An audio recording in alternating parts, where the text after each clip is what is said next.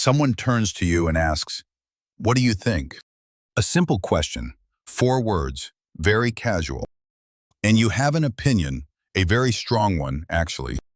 But in English, nothing comes out. Or worse, you say, I think, yes, good, very nice. And everyone just stares at you politely. The polite stare. The most painful stare. Your opinion was brilliant. It just never arrived. Today, your opinions arrive, loud and clear, You will ask for opinions like a native speaker, and give them confidently, even when you disagree. especially when you disagree. Let's go! Hello, everyone, and welcome. I am Anna Wilson. And I am David Clark. Welcome to the English Learning Channel. We are absolutely thrilled you are here with us today. If you are new, subscribe right now. Seriously, do it. Very direct today, David. I have strong opinions. This is today's topic. Very fitting. Give this video a thumbs up if opinions are hard for you. And share this with someone who always says, "I don't know," when asked. We all know that person. Let's help them. Anna, opinions. Why does this matter so much in English? Think about this. Every single conversation involves opinions. What do you think of this movie at a cinema with friends?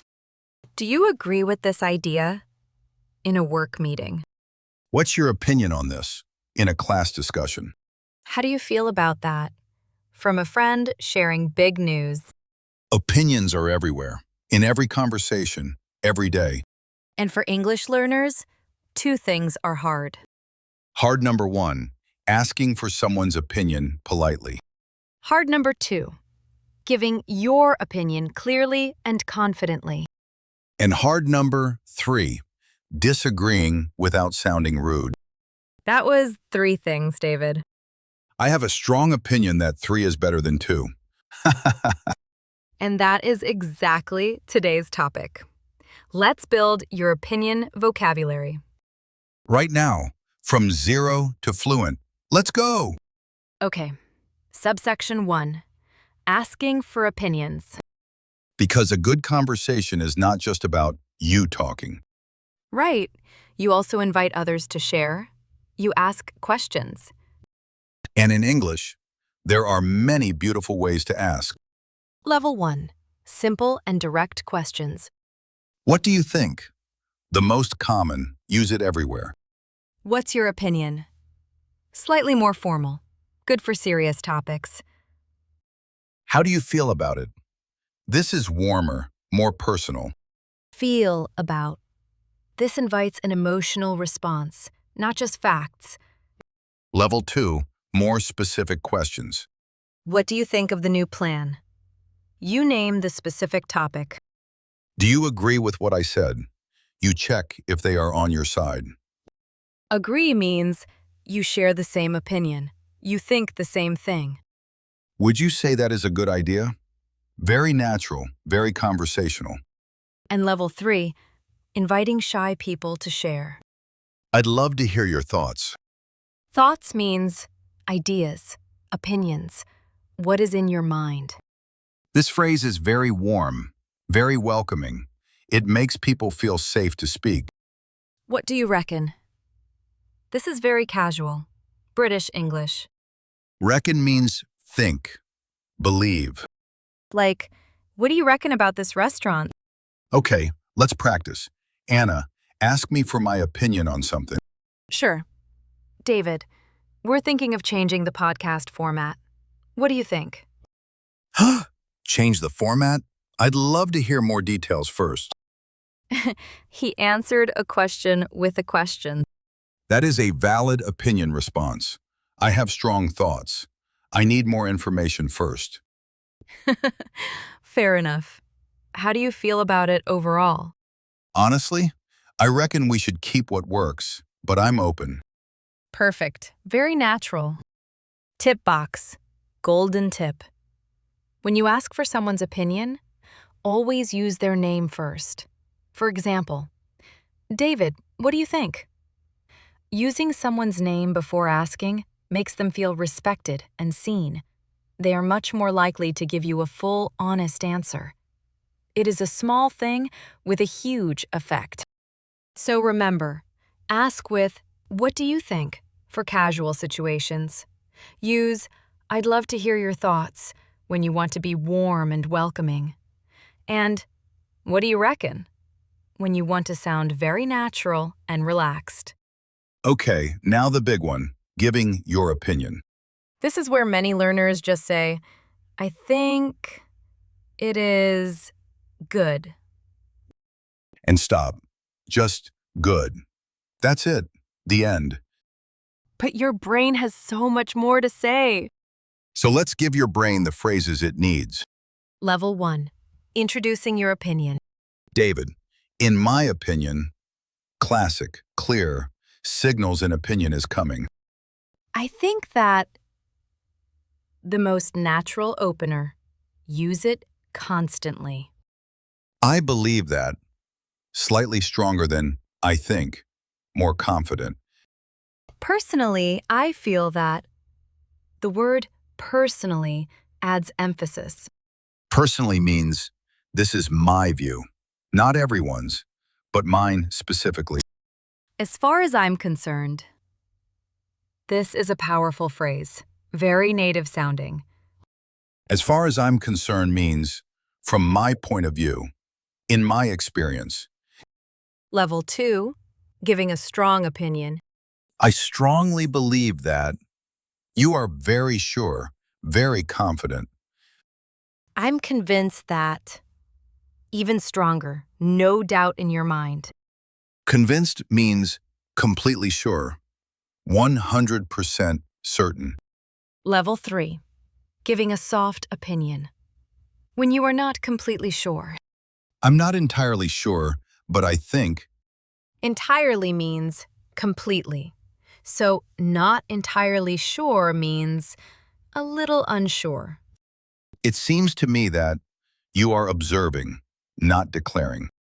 I might be wrong, but very humble, very likable phrase. Humble means you don't think you are always right. You stay open. And people really respect humble opinions. They do. Okay, let me give some example opinions. Stop me if they sound wrong. Ready. In my opinion, pizza is the greatest food ever created by humans. That is not wrong, actually. I strongly believe that Mondays should be optional. David! I might be wrong, but I'm convinced I'm not. Okay, your opinions are very David, but your phrases are perfect. Thank you. The opinion and the delivery, both excellent. So remember, start with, "In my opinion," or "Personally, I feel that." For strong opinions, "I'm convinced that." For soft ones, "I might be wrong, but..." These openers make your opinion sound polished and natural. Okay, section 3. You heard someone's opinion. And you agree. This is a happy moment. Agreement feels good. And in English, there are so many great ways to agree. Not just yes, not just I agree, so much more. Simple agreement phrases. Absolutely. Strong and enthusiastic. You totally agree. Exactly. You feel the same, completely. You're right. Or, that's true. Simple, natural, warm. I couldn't agree more. This means my agreement is maximum. I agree 100%. This is a beautiful phrase. Native speakers love it. More detailed agreement. That's a really good point. Point in this context means an idea or argument someone made. Like, you said coffee makes mornings better. That's a really good point. David's favorite example. All my examples involve coffee or food. This is consistent. I see where you're coming from. Where you're coming from means, I understand your perspective, your reasoning. Perspective means the way you see something, your point of view. That makes total sense. Clear, natural, positive. And a very native phrase. Tell me about it. This sounds like disagreement, but it actually means, I know exactly, I feel the same. Like, work has been so stressful lately. And you say, tell me about it. You are saying, I experience the same thing. I completely agree. This one surprises many learners, but it is very common. Okay, Anna, say something. I will agree with you. Learning English every day really does make a big difference. Absolutely. I couldn't agree more. That's a really good point. All three at once. I wanted to practice them all. Very efficient. So remember, go beyond just yes. Say absolutely, or I couldn't agree more, or that makes total sense. Strong agreement phrases make conversations feel warm and energetic. Okay, this section. This is the most important section. I agree. Of course you do. How to disagree without being rude. This is where many people either stay silent Because they don't want to seem rude. or they disagree too strongly and offend someone by accident. Offend means to upset someone, to hurt their feelings unintentionally. Unintentionally means without meaning to, by accident. The secret to polite disagreement, the softener. Softener, a word or phrase you put before your disagreement. It cushions it. Like a pillow before a punch. That is the most David explanation ever. But it is accurate. Softener first, opinion second. Softener phrases. I see your point, but you acknowledge their view, then share yours. Acknowledge means you recognize it, you heard it, you respect it. That's interesting. However, you complement their idea, then redirect. I understand where you're coming from, but I think With all due respect, this is a formal softener, very polite. due respect means the proper amount of respect they deserve. I'm not sure I completely agree. Gentle, non-aggressive, open. And actually, I think it might be slightly different. Slightly means a little, just a small amount. This phrase softens the disagreement beautifully. The key is never just say, no, you are wrong, Never that. even if they are wrong. Even then, use a softener. Always. Okay, let's practice a disagreement. Anna, say something I disagree with. I think mornings are the most productive time of day. I see your point, and I understand where you're coming from. However, I'm not sure I completely agree. I think afternoons are actually more productive Interesting. Tell me why. because I am not fully awake in the morning, so I cannot produce. A personal argument, but very politely delivered. The delivery was excellent. The argument was honest. So remember, always use a softener before disagreeing. I see your point, but, or, that's interesting. However, polite disagreement is a superpower. It keeps conversations respectful and productive. Okay, final section. And this one is very practical. Sometimes someone gives an opinion, and you need a moment. Maybe you don't fully understand. Maybe you need time to think. And in English, there are perfect phrases for both situations. Asking for clarification. Clarification means asking someone to explain more clearly. Phrases for clarification. Could you explain what you mean by that? What do you mean exactly? Direct but polite. Could you give me an example? Very useful. Examples make everything clearer. Are you saying that? You repeat what you think they said. You check. This is called paraphrasing, repeating someone's idea in your own words. Paraphrasing shows you were listening. People love that. And buying time phrases, when you need a moment to think. That's a great question. Let me think about that. This phrase is golden. It is honest. And it sounds very confident. Not nervous, not lost, just thoughtful. That's interesting. I hadn't thought of it that way. This phrase also shows open-mindedness. Open-minded means willing to consider new ideas. Let me think about this for a second. I've never really considered that before, but I think These phrases make you sound intelligent, even when you are still processing. processing means your brain is working, thinking, calculating. Like a computer. Loading. Exactly like a computer. Sometimes I need to load for a minute. I have noticed. Okay, quick practice. I ask a big opinion question. You buy time. David, do you think social media is good or bad for society? That is a great question. Let me think about that for a second. Take your time. I've never really considered this fully before, but I think it depends on how you use it. That is actually a very good answer. I know, I just needed 30 seconds to get there. So remember, if you need clarification, say, could you explain what you mean? And to buy time. That's a great question. Let me think about that.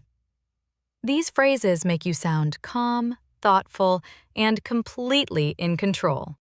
Don't say this moment. Let's go. Okay, today's mistake. This one is very, very common. Tell us everything. When giving an opinion, many learners say this. In my opinion, I think that What is wrong with that? it is redundant. Redundant means you said the same thing twice. In my opinion already means this is what I think. So adding I think right after is repeating yourself. Like saying, in my personal opinion, I personally think.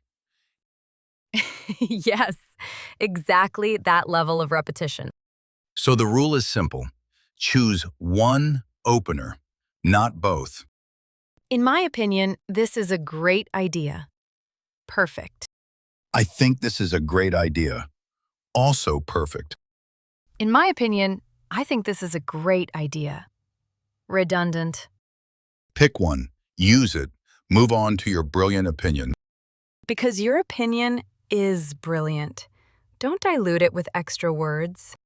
Dilute means to weaken something by adding too much of something else. Like adding too much water to juice. It loses the flavor. Your opinion is the juice. Don't water it down. Ha ha ha ha. Another very David explanation, but completely correct. Recap time! Super fast. Let's flash through it. Word 1. Opinion. Your personal view or belief on something. Word 2. Agree. You share the same view as someone else. Word 3. Acknowledge. You recognize and respect someone's point. Word 4. Softener.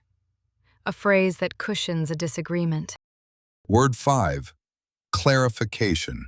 Asking someone to explain more clearly. Word 6. Redundant. Saying the same thing twice unnecessarily. Asking phrase. What do you think? Simple, universal, perfect. Asking phrase. I'd love to hear your thoughts. Warm and welcoming. Giving opinion. In my opinion, or personally, I feel that. Strong agreement. I couldn't agree more. Polite disagreement. I see your point, but satisfying time? That's a great question. Let me think about that. Grammar rule. Never, in my opinion, I think. Pick one opener only. Screenshot this, save it, use it in your next conversation today. And that is a wrap on today's episode, everyone. We covered so much. Asking for opinions, giving them clearly, Agreeing enthusiastically, disagreeing politely. and buying yourself time when you need a moment to think. You now have a complete opinion toolkit in English. For conversations at work, with friends, in class, online, anywhere. Your thoughts matter, and now the world can hear them. In perfect English. Now, your challenge for this episode, and this one is really fun. In the comments below, share a genuine opinion about something. Use this exact format, 3 sentences. Sentence 1. Give your opinion using one of today's phrases. Sentence 2, give one reason why you think that. Sentence 3. Ask us for our opinion back. For example, in my opinion, learning English through podcasts is the most effective method. I believe this because you hear natural conversations, not textbook language. David and Anna, what do you think is the best way to practice English? 3 sentences. A real opinion. With a question for us. We will answer. We love a good opinion debate in the comments. We genuinely do. It is our favorite part of the week. And next episode, the one you have all been waiting for. Finally! Next time, how to make small talk in English. Small talk, the short conversations that change everything. At work, at parties, in elevators, with strangers. We will make it effortless, genuinely effortless. Subscribe right now. You have waited long enough for this one. Thank you so much for being here today. I am David Clark. And I am Anna Wilson. Go share your opinions with the world. In English. See you next time. Bye, everyone. Your opinion matters. Write it in the comments. We are genuinely waiting.